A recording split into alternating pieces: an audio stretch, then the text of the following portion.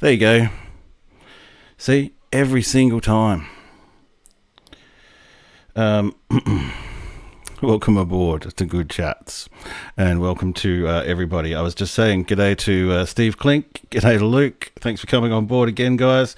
G'day Cobber, O'Malley. Thanks again for highlighting the no sound thing. Why do I do that every time? But anyway, it's become a bit of an outdoors type tradition, I guess. Kaznick1, welcome aboard. Pete Donaldson, welcome aboard too. Kingsley Purvis, hello to WA. So hopefully now the sound is working better, and hopefully it's coming through the microphone. So we'll see. Now I'm using my laptop. I have to kind of set things up here each time again, just change all the sources and stuff. So always appreciate the feedback. So trying more to start on time and to keep things moving for the replayers as well. So welcome to the replayers as well. Leave us a comment below the video if you liked anything or you want to participate in the conversation outside of the stream time as well. Always appreciate the input. So what's everyone been up to? What's got you on the week in Sydney, Pete? Is that for pleasure or for business, mate? Yeah, hopefully it went well for you. Nice to be in a place to get some rain, although finally here in Adelaide we've got some decent rain just come through this afternoon, and hopefully that continues for a while. So let us know what you've all been up to. You may have noticed, guys, that I'm not monetizing the lives anymore. I've decided that I'm not going to put ads on the stream because they're particularly just about you, the audience, and me having a bit of a chat, and I don't really want to be making money out of that. Besides, the channel's going really well, and we're starting to see some really good increases in the amount of viewers and subscribers and income as well. So I'm pretty happy to earn money from the advertisers for my videos, but when it comes to the live streams, we're keeping that real and authentic. What else? I know that Andy Munro, who's usually here as well, he asked late last week in the piece, what railway would I recreate? What railway would I make up again? So we'll talk through that one in a bit. You might have noticed as well that I'm going to start flexing a little bit more on social media, particularly on Meta, so on Facebook and on Instagram, and start to share a bit more content there. So if you haven't already, then go and follow Outdoors Type on Instagram and on Facebook. And if you want to follow me on LinkedIn too, I'm available on LinkedIn as Michael Jenrick, so please reach out to me there if you want to do a bit of networking there as well. I'm going to show some drone video that I did. I took out my drone down to Murray Bridge on the weekend, testing out a couple of new lenses, polarized lens and a wide-angled lens on the same shot. I wanted to go and try the same shot 3 times with 3 different lenses just to come back to the lab and see what the differences were. The Zigzag 2. Oh, okay, so cool. Yes, excellent, Pete. Bus Museum, yep. Oh, the old Zigzag Railway. I do remember going on that as a little kid. It was about, we're probably talking back in the 80s. Excuse me. Welcome aboard, Grow It, Make It, Break It. And around Port Kembla, great. That would have been an awesome trip. I always mean to get back to Sydney, the town of my birth. Yeah.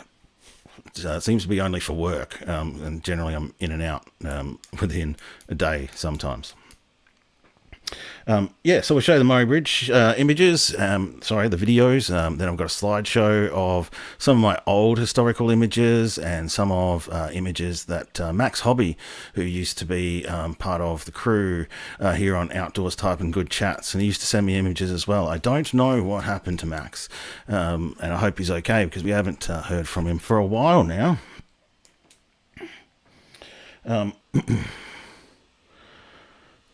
Yeah, no worries. Living on batteries, understand. Solar and batteries, totally understand. Now I've got a question too, guys.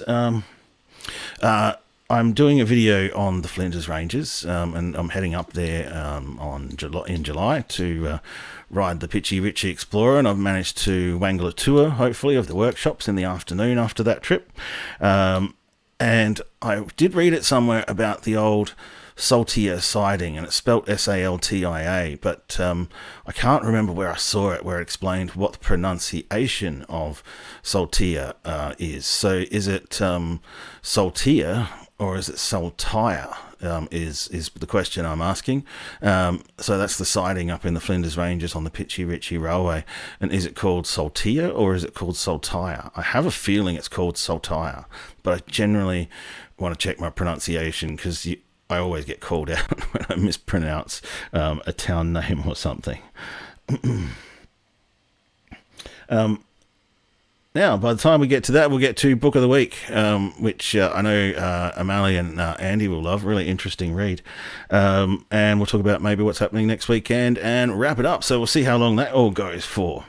So Andy asked what railway would we recreate? And that's a question that you might like to answer as well. I'd love to hear your thoughts on what railway you would recreate. My choice would be the Barossa Valley Railway to at least Tanunda. Unfortunately, it's cut off at a roundabout now, but I would also like to see it go through to Nurriutpa. I reckon I once stayed at the Barossa Junction Motel, where you could sleep in the old railway carriages there. I'm guessing at one point there may have been a rail connection to the railway, which runs past across the road, across the Barossa Valley Way. And as an more idealistic young person staying there, I just thought, wow, wouldn't it be great to connect that back up to the main line, and you would be able to actually catch a train from Adelaide to the Barossa Junction Railway Motel. Maybe they could even park it there and you could even stay in it for the weekend, that kind of thing. And that's kind of where, I would, if money was no object, and I was to invest the money in doing something, then that's definitely what I'd do. Like, I don't understand how a train to the Barossa, a tourist train, doesn't have to be anything too suburban hardcore, but certainly the idea of a luxury train trip into the Barossa, I'm sure we'll have to. It keeps coming up all the time in the media, but surely one day it's going to happen.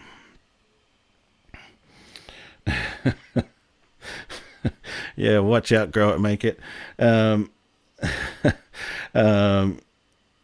dear, here we go. So who else we got? Anyway, Tanunda, yeah, would you recreate that line too, would you, Luke? You'd recreate the Tanunda line? That'd be cool.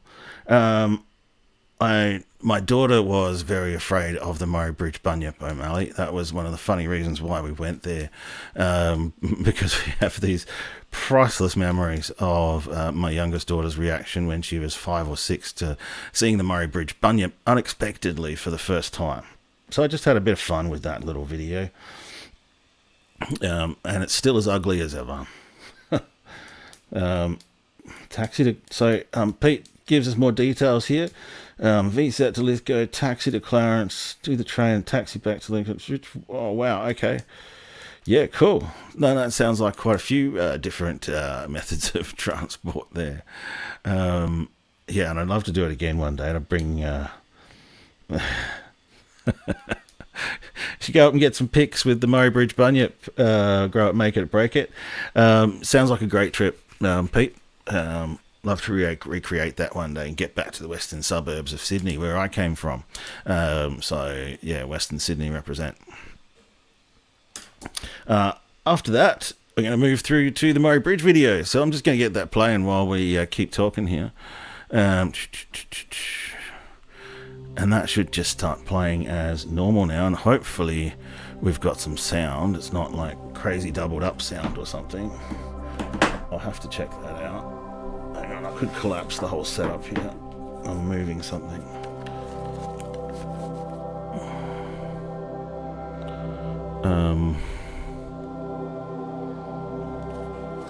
I forgot which one to get rid of.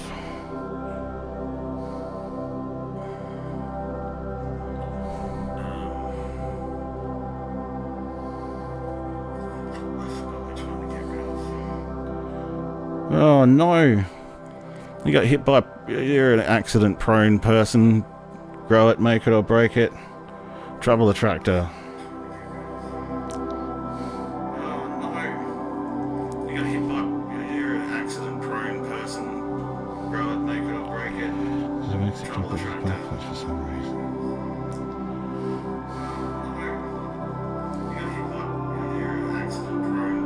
Oh, okay, that's coming up. The mic playback as well, that's weird.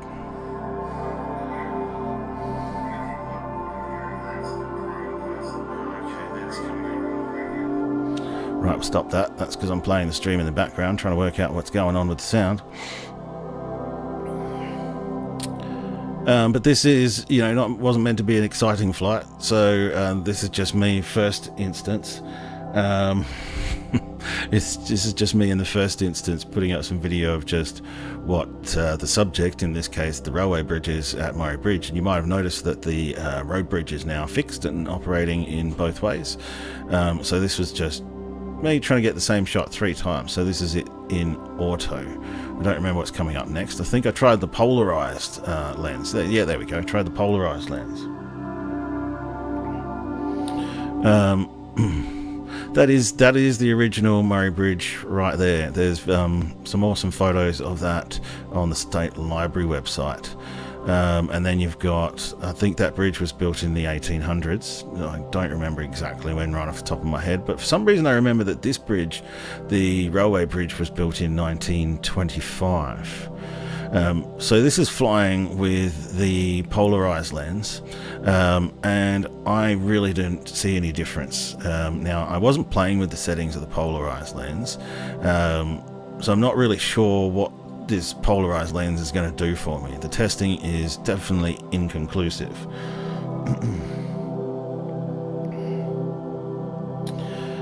Yeah, there's lots of stories about the Edwards Crossing Bridge, I guess, as it was known back then. And like I said, I've forgotten exactly the year that it was built, but they were building prefabricated bridges back then. And I do remember the little fact that this was all shipped out from England.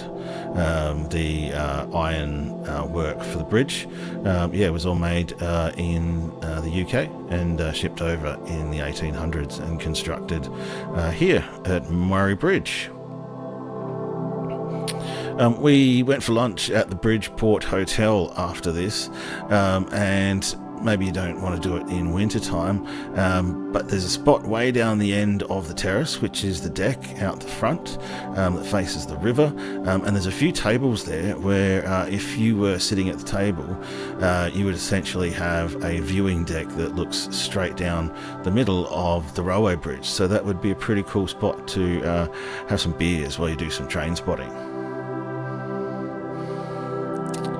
So this is with the wide angle lens now, and I think the glare there is similar to what was coming from the polarized lens. I think auto did a better job of reducing the glare on the water.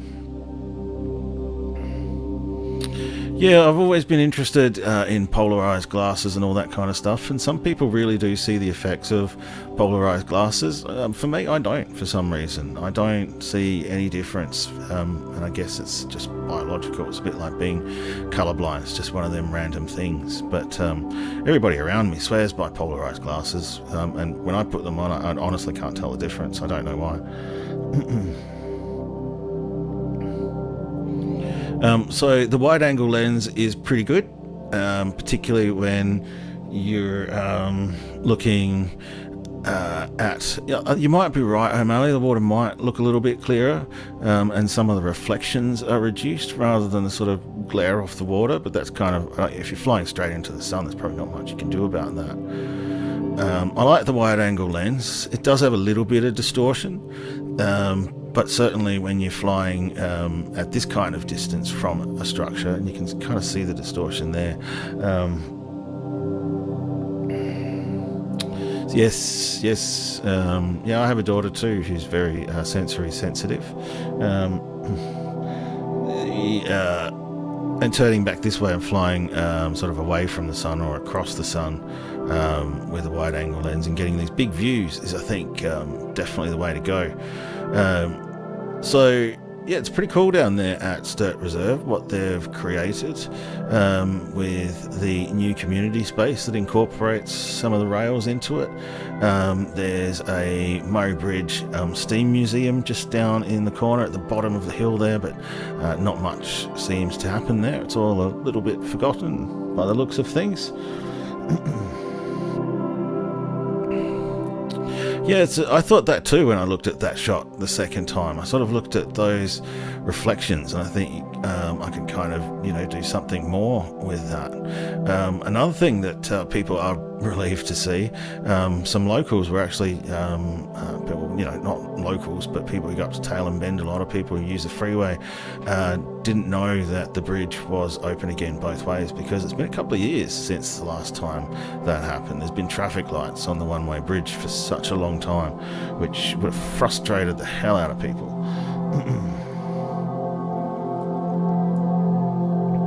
Oh, thanks, guys.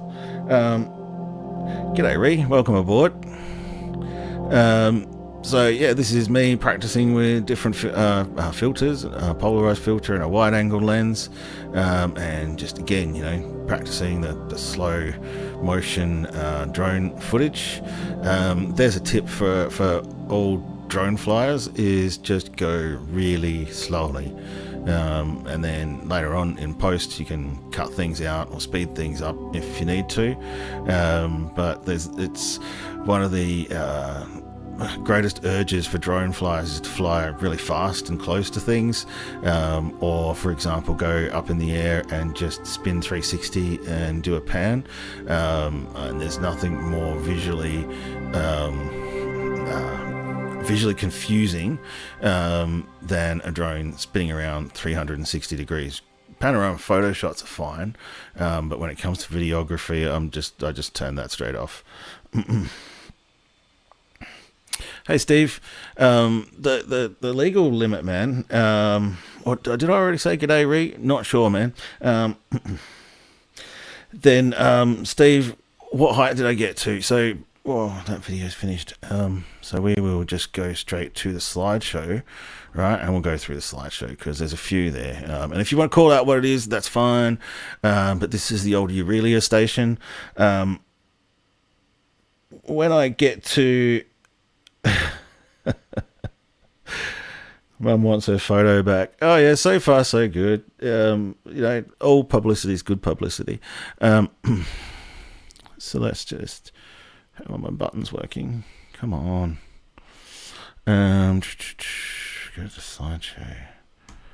Next. Oh, well, that's good old OBS. Things you had working half an hour ago don't work now. Okay, so we'll keep playing. I'll get there eventually, Steve. 120 meters is the highest you can go by law, or not outside of visual line of sight. So you can set funnily enough, you can still set your drone to whatever height you like, but I've got it set at 120 meters so that when I get to 120 meters, I get a warning from the controller and I can just stop it there. And 120 meters is all you need to get some awesome footage. Now, I am wondering actually if my daughter is on the stream tonight. So yeah, that confuses me a little bit because I did actually encourage them to come onto the stream tonight. So I should actually check that image. Let's open this up. Okay, I'll zoom in on this. Excuse me for a minute. Old man looks at computer. There we go.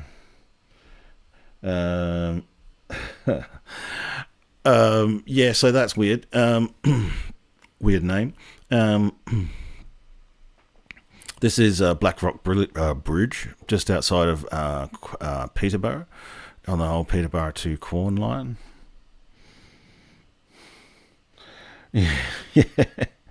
Yeah, that's one way of looking at it. Grow it, make it, break it. That's for sure.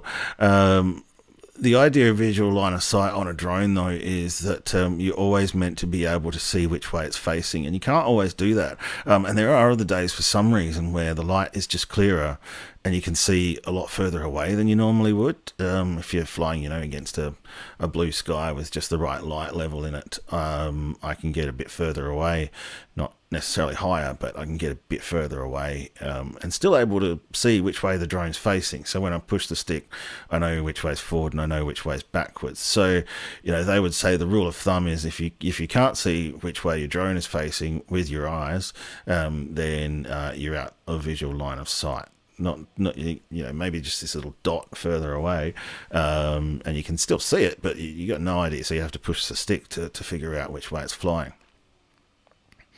So that's my rule of thumb, which does involve a lot more driving around and rebasing myself to fly. So you'll see in some of my videos it looks a lot higher than I actually am, for example, because I might have positioned myself somewhere that gets me a little bit higher and doesn't appear in the shot, or I have moved I've moved where I am on the ground in order to make sure that I'm always within visual line of sight, which means I put in a lot more work than most people to get some of these shots. But as I think I always said, I want my videos to be pretty bulletproof in terms of people not being able to take a shot because I might have broken the law on something. And so that's just what I do, because I want everything to have a really long tail. Now I'm not changing these things because I've got to change it manually. Oh look, now my buttons are working. Pitchy Ritchie Railway, that's a video that I've got coming up, and I did use that image in a video some time ago. Now we're looking at the line out between Quorn and Hawker. This would have been one of the old pubs where there was an old siding out there. This was Wilson, I think, people living out there around the old township that went bust at Wilson, flooding in the Flinders Ranges, rat plagues in the Flinders Ranges. I've used this stuff in videos. This was a picture from the State Library of men gathering on the train at Hammond. Human compass, that's a handy skill to have. That's usually only something that men have or boys have. So yeah, it's interesting. Where was this? I think this was also at Wilson, what they used to do back there. I think this is also at Wilston. Can you imagine that life? There you go, there's Black Rock Bridge again, back when the Peterborough Steamtown used to run trains to Quorn, and it's been a long time since then. Wilson again, and that's all gone now. Very little remaining of that one. Wilson again, not much remaining there, and we're back through the slideshow now, so we're back to where we were. I might just chuck this back to the main scene. I don't have Jeremy tonight to remind me to put my screen back to where it usually is. Yeah, thanks for the party vibes there. Love it. I still haven't had any of my brain's trust get back to me on whether it's Saltia or Saltire, but that's okay. I've still got a few weeks before I narrate this video. I'm not sure I'm going to be getting up there again for a recon, but usually I'm lying when I say that kind of stuff, so I may get back up there again before July 8th, which incidentally will be my 50th birthday. And go for a ride on the Pitchy Ritchie Explorer then. And then I'm trying to wangle something with work to get back for the Pitchy Ritchie 50th railway celebrations later in July. But wouldn't you know it, there's a caravan and camping show on that weekend, so in all likelihood I may have to work. O'Malley, I did see... that's funny, Grow Up Make It. I did see that the restored pub at Hammond was being restored when I was there last year. There was somebody working away inside it. Looked like a big job. I think it's going to take them a while. So happy birthday to you too, and thank you for the early birthday wishes. And where are we? Now we're going to go to Book of the Week. And it's a shame Andy's not here, right? Eventually I will return these books to the library. But Book of the Week I've actually been reading this week is South Australian Country Football Digest, Volume 2, by Peter Lyons. Now, so now I'm somewhat of an authority. I don't know about that. There's, maybe I will be by the time I finish this great whack of football digests. But what this book basically does is it goes in the... If you remember old football games, you used to be able to buy a magazine then called the Footy Digest. And they'd have all the stats and all the team photos. And this book was written by Peter Lyons, and it was published in... Oh God, what is it? Where are we? There's a video. There's a picture that he says the picture was Country Team 2012. I'm looking for the introduction because usually somewhere in a book it's supposed to say when it was published, but I guess not in this book. So, but I do see references in this book to events that took place in 2017. So I'm figuring that this book was published sometime after 2017. So there's the foreword and the introduction. He's got an index to... Oh, bugger, that's not working very well, is it? I don't know why all of a sudden it's gone so bright. But at any rate, there's an index in there. Pages and pages and pages of descriptions of football clubs, right? And so generally how it'll roll is you've got... at the top here, the Mount Gambier Football Association will tell you what years that run, and then it'll run through a narrative of what teams were in the association, how many teams, sometimes who they were comprised of, how they formed, and what happened across their histories, and perhaps even why they dissolved. And then you'll get some old historic footy images of old football teams from way back, some of these with names as well. Really detailed information. And then in each case too, it'll have a... God, that's really hard to see. Sorry about that. A timeline of what happened, and then we'll move on to the next one. Some stories are bigger than others, and there's some really interesting stories in there as well. You might see all my bookmarks. Well, really, it's just torn up library hold slips. So, and this is where I went through and read it, and I looked for any references to old railways. So hopefully I won't lose my place here. So I've put in a space here where it talks about the Central Pibinga Line Football Association from 1928 to 1935 and 1937. And it talks about Nelsonville would become Mulparta in 1929 due to the South Australian Railways changing the names of railway sidings with similar sounding names to other sidings in the state. So what I hope to be able to tell, I guess, is a story of what football meant to the railways and what the railways meant to football, because that's kind of, my focus. So why have I got one in here? I've just got to find it again. This is about the Pinaroo Football Associations. There we go. The long travel distances between each of the clubs was an immediate problem, but thankfully this did not hinder the popularity of the game. Teams began to form all along the line, which soon enabled the formation of separate Lameroo and Pinaroo associations. Right, so I've gone through and bookmarked heaps of those, heaps and heaps of them, and I'm starting work on this one. The history of football in the East Murray district, a bit more detailed focus on the footy clubs just in that Eastern Murray region. Haven't done much on the Encyclopedia of Australian Country Football Clubs. And here's the original South Australian Country Football Digest, and then I realised that was just a less detailed version of the big yellow book I showed you earlier.